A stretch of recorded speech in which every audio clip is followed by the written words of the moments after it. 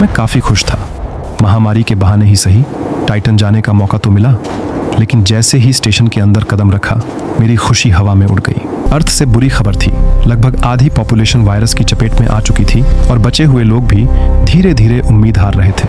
अच्छी खबर यह थी कि रिसर्च टीम ने ओरिजिनल क्रायो स्ट्रेन को ढूंढ लिया था और उसे एक अलग लैब में सुरक्षित रखा हुआ था। मैं वायरस लेकर तत्काल लौटना चाहता था, लेकिन मुझे रोक लिया गया।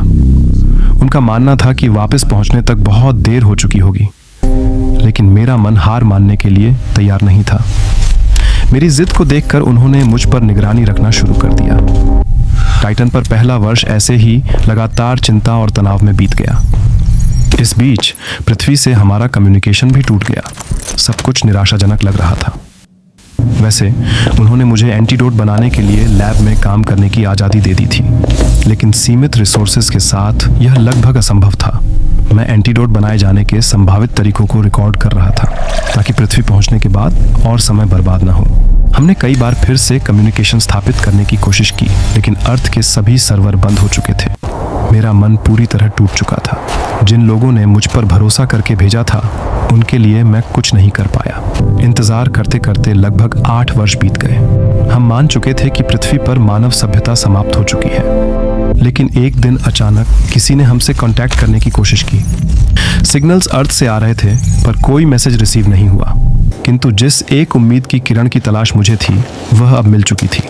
रिसर्च टीम को अलविदा कहकर मैं वहां से निकल पड़ा। एरिस 2 से उड़ान भरकर स्पेस स्टेशन में पहुंचा और अपनी स्पेसशिप में बैठकर वापस पृथ्वी के लिए रवाना हो गया। मैं काफ़ी उत्साहित था, लेकिन कहीं ना कहीं डर भी मेरे दिल में मौजूद था।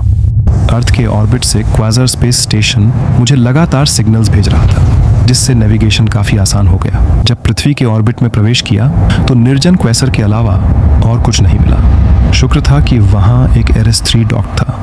उसके माध्यम से मैंने एक बर्बाद हो चुके रनवे पर क्रैश लैंडिंग की। आज लगभग 12 वर्ष बाद मैं धरती पर लौटा हूँ। यहाँ का नज़ारा देखकर मेरी आत्मा कांप रही है। खैर, अभी उसे ढूंढना है जिसने सिग्नल्स भेजकर मुझे यहाँ बुलाया है। कभी सोचा नहीं था कि हंसती खेलती दुनिया इतनी वीरान और टूटी फूटी हो जाएगी। यह वह धरती नहीं है जिसे मैं छोड़कर गया था। यह जगह कभी वीएसआई का ट्रेनिंग सेंटर हुआ करती थी। अब हर आवाज़ गूंजती यादों की तरह लग रही है। काश टाइटन पर जाने की बजाय मैं भी यहीं रहता। अकेला जीवित रहने से तो बेहतर होता कि मैं अपने चाहने वालों के साथ ही इस उजाड़ दुनिया में खत्म हो जाता।